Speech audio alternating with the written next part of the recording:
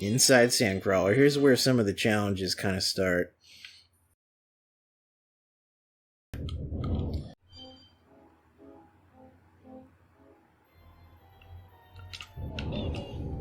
Alright. Houdini! So, I don't remember exactly where it was, but I mentioned there's like a weird, or kind of a video game issue that I have with this level, and it's something I have with other games as well. But there's a lightsaber up there. Is there? That's a bummer. Yeah, the Jawa dropped it. And I don't know if you can get back up there. No, you can't do like a higher jump, can you? Sometimes you'll do like the double. If you can get to the edge of a ledge, it'll like automatically double jump you. Really? But yeah, it's a weird thing where if you just get to the corner of it, that's how I was doing some of those more difficult jumps outside the Sandcrawler. Yeah. Yeah. So speaking of jumps, oh, hello. Yeah, I hear you. Whoa. That was weird. You dropped out for a second, but I hear you now. Yeah, I don't know what's going on. That was really weird. Can you hear me?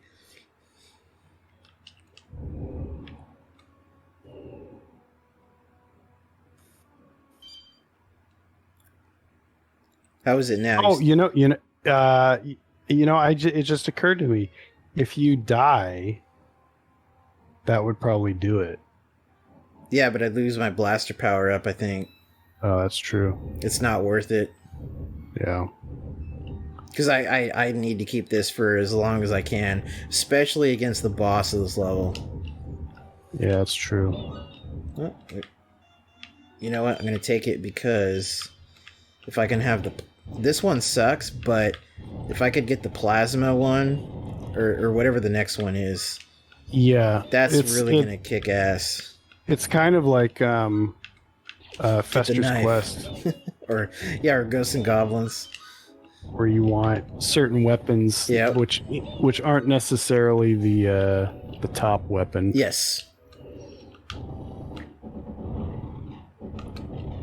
Those thermal detonators. Rapid ion. Oh, that's right. You know, this was a game that around 1999 or so, I think I bought on eBay in the box with manual, and I also had Super Empire because I remember you and I played it a little bit, and I don't remember if I ever got Super Return of the Jedi, but I know I had the first two with the box, and my Super Empire copy was like mint. It was like really good condition, which for a Super Nintendo box is rare because of the cardboard and everything, or the whatever they're made out of. And then but sadly I think I sold both of those and probably only got $20 or maybe slightly more. Why would you do that? Yeah, I know. Just like I sold Ninja Gaiden mint. Yeah, that was a mistake. Anyway, what I was saying before. Yeah. What I was saying before is there's a part I think where you're really just supposed to just normal jump, but I would try to like high jump over. I know where you mean. It's down and by the sand, lava, or whatever it is. Yeah, you need a normal jump because the big jump fucks you up. Yeah, and a lot of games I would do that when I was a kid. Ninja Turtles has walk over parts it like that. Yeah, you're just supposed to walk over it, and like I'd be so like dense as a kid. I'd just like, why isn't it working? Exactly. Stupid kids. Gonk's pissed. Now this part, I remember when I first played this, because of my analog stick, it's hard to... There we go. When I first played that, it took me and my friend like half a day to figure out how to slide past those energy gates. Yeah.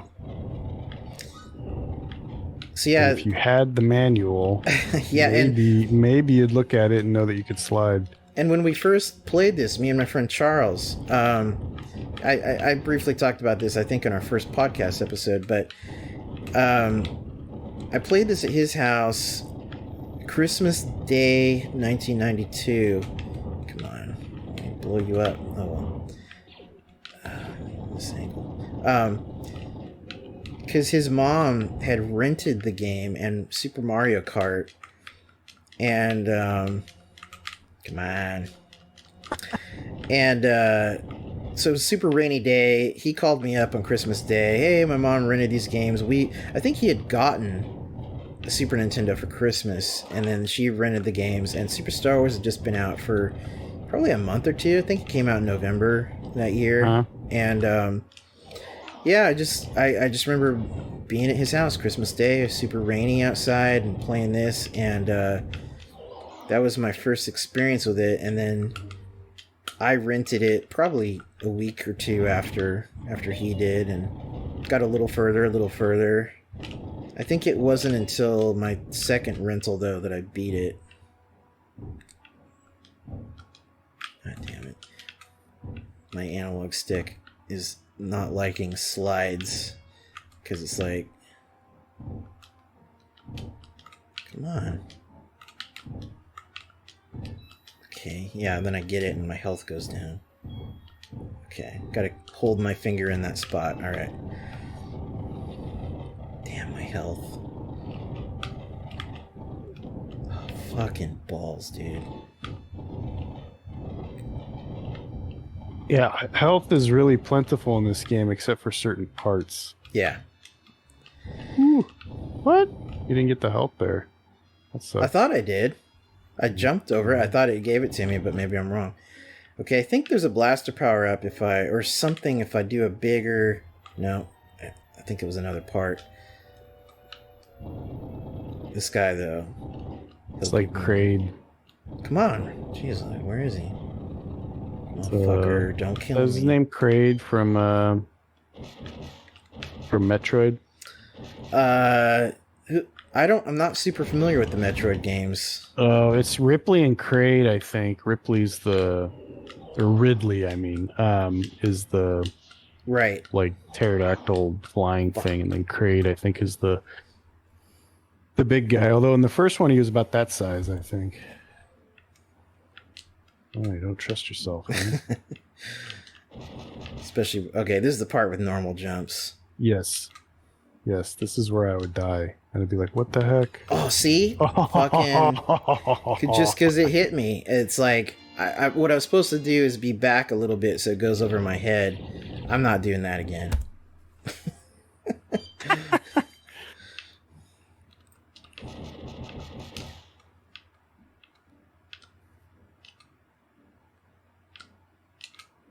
Fucking balls. Hey, you're doing it again, all right. There you go.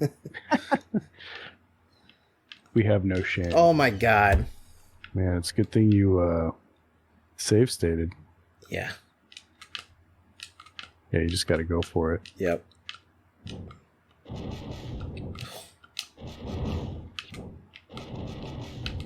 I always got to take the shit out if I can, so it doesn't fuck with me. You're trying to get a high score? I just don't want to get hit and have my health be like, you know, like how it'll death by 1,000 cuts. Yeah. Every little thing, and I'm... Yeah. Lots of pesky little... Alright.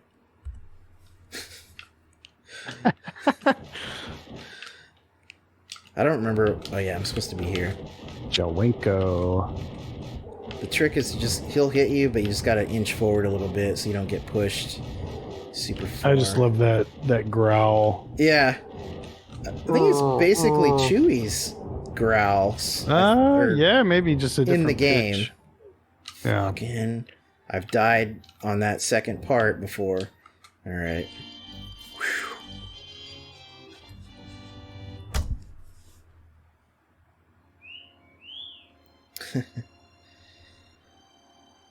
The look on Luke's face. Oh, yeah. That's a good graphic. It's pretty good. Sculptured software should have put a C-3PO's boner I know, right? From the car, or the Topps card, or whatever. Right. Remember the sticky shit you step in with those frogs? Yeah. Frog poodoo. Right. And now the Jawas are pissed. Yeah. I'm pissed at the Jawas at this point. Get the fuck out of here. See, they should have had Jawenko in Mandalorian. If they wanted a really deep cut, yeah, they could have. Like on the Crate Dragon episode. Level. Level. You're gonna say level. Mixing up my Star Wars media here.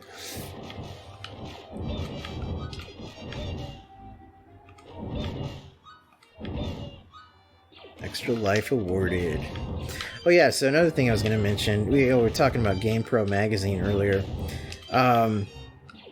That was my first game magazine I got obsessed with, where I actually did subscribe for a year through pretty much most of 93 into 94. I was subscribed, and there's Tuscans. Actually, my first subscription issue that came up, even though Super Star Wars had already been out for like almost 6 months, they used to have the strategy guide inserts that you could pull out and take out the staples and whatever and pull it out. And I got my first subscription issue had part 2 of the Super Star Wars strategy guide, and they had these little write-ups of lore in sidebars.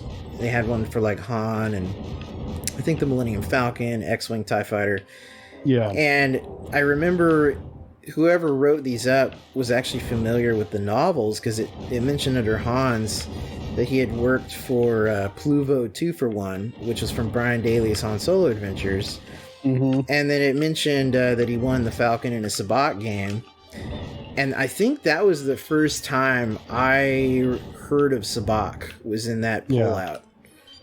Or even that story about Han winning the Falcon. So, thank you, GamePro magazine. The first taste of you. Yeah, it was one of those, along with my Marvel issues. Now, is this the cliff? I don't remember. You can always save state. Yeah. Just fucking Minok. Oh, I don't. Isn't it right before Bend? Yeah, I don't think it's this one. Nope. Well, we'll find out. Definitely not. It's definitely not. Oh, come on. I had to find out. Not. I had to find out for sure. I'm giving you so much editing work to do. I'm not editing that. Do it yourself. That was a mistake. I'm leaving this stuff in. All this garbage in it. Clean up your own mess. Well, it's, whatever. Who cares? No one cares. But I had to find out if that was the extra lives. Well, now you lost your blaster because you didn't do the load the state. I know. That's okay. I wanted to be... Oh, fuck. Okay, that's the other side of the cave where the extra lives are. Now, I want to be partially authentic here and actually have some lives missing. And as it is, I don't need a powerful blaster again until I get to the end of the cantina. Yeah. And Mos Eisley will have plenty of opportunity. Yeah, pretty soon you're gonna get the you're gonna get the lightsaber and you'll just swing it wildly. With no finesse. Yeah. Good old Mode 7 thermal detonator. Oh shit.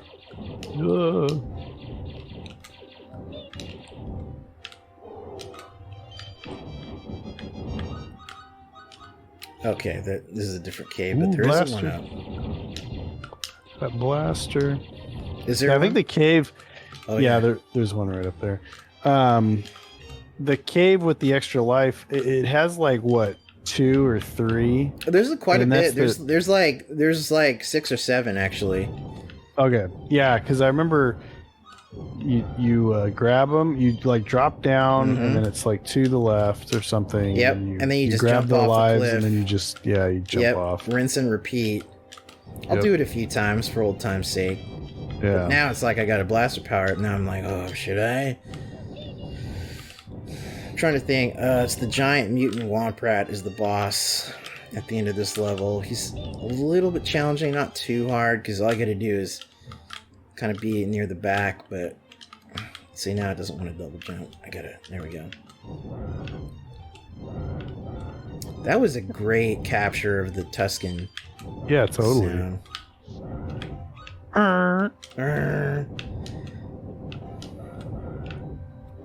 Okay, this is the one. Is it? Is it? Are you sure? Yeah, this is. Oh, because it's higher up. It's higher up, and yeah. That's the thing about this game. The spawns on the enemies, they just keep coming, man. Yeah, which is nice if you need the the extra health. Yeah. Because this is one of those games that's nice in giving you the health, plentifully. Yeah. I think I found out about this in Game Pro, I believe. Gonna make sure. I think I probably did too. Yeah. I think that's all of them. And I think that's where I found out about the debug menu and the other codes. Because I did even do that too when I rented it back in the day. I'll do it another time or two here. Nostalgia's sake.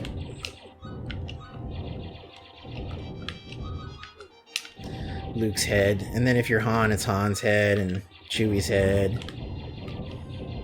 Wicked's head. Wicked. That was the level I could never beat in Super Jedi. I've never the Ewok level. Yeah, I've never personally beaten that level. That's my threshold. I'm trying to remember.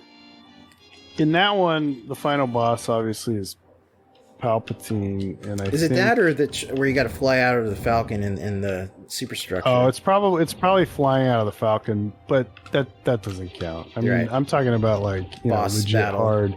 I think he's like floating around and like shooting lightning at you, if I remember correctly. But yeah, I did see. And Vader kind of does the same thing, but not quite like Palpatine. Yeah. In Empire Strikes Back. That's as far as I got in that game. I could not beat Vader. Now the trick here was like you have to look down and use the L and R. Fuck.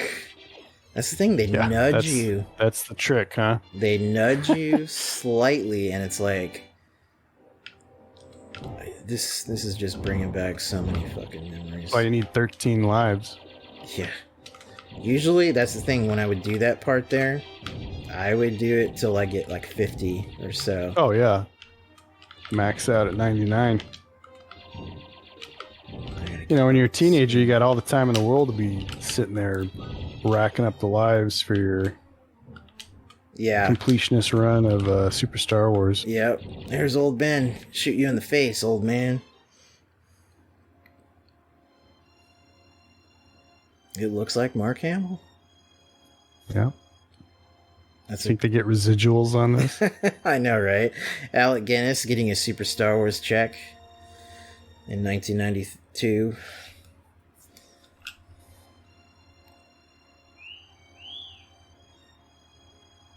Does it mention the Clone Wars? I don't think it did in this crawl. Didn't bother. And Luke still seems really surprised by the hologram. I know, right?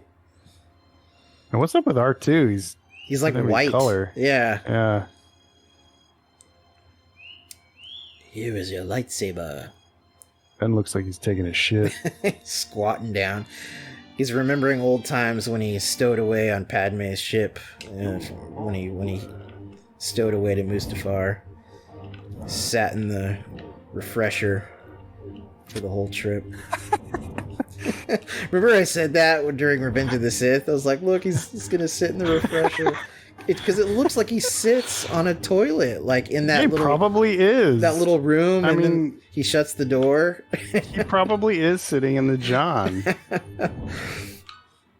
It is strange that in the new canon they did away with refresher as a term and they just say bathroom now or restroom or whatever. It's like That's dumb. Yeah, I don't get it. And we've talked about this before, and then they use like more Earth type cuss words and stuff like that. And I'm not kind of a hard time because my double jump is kind of wonky.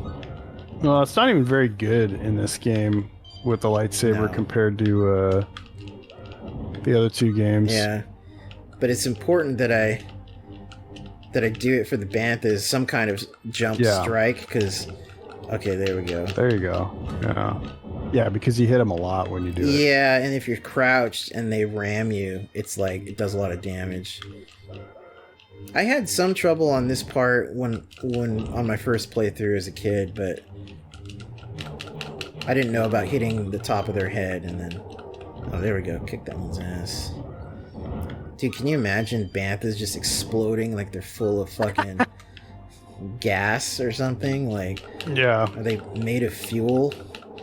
They're like the dragons in Flight of Dragons. I can't remember exactly the explanation, but they do go in that cartoon. They explain how dragons fly, and it's like I think they eat limes. Yeah, and they eat limestone, and it has some sort of reaction. Yeah.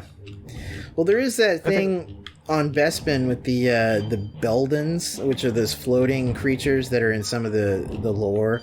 And they're actually in the Battlefront 2 campaign. You go to Bespin and you fly past them in an X-Wing. And yeah, they're just like these gigantic floating gas bags that are like humongous.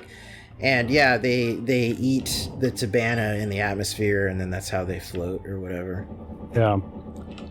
And by the way, I feel stupid about this, but when we were...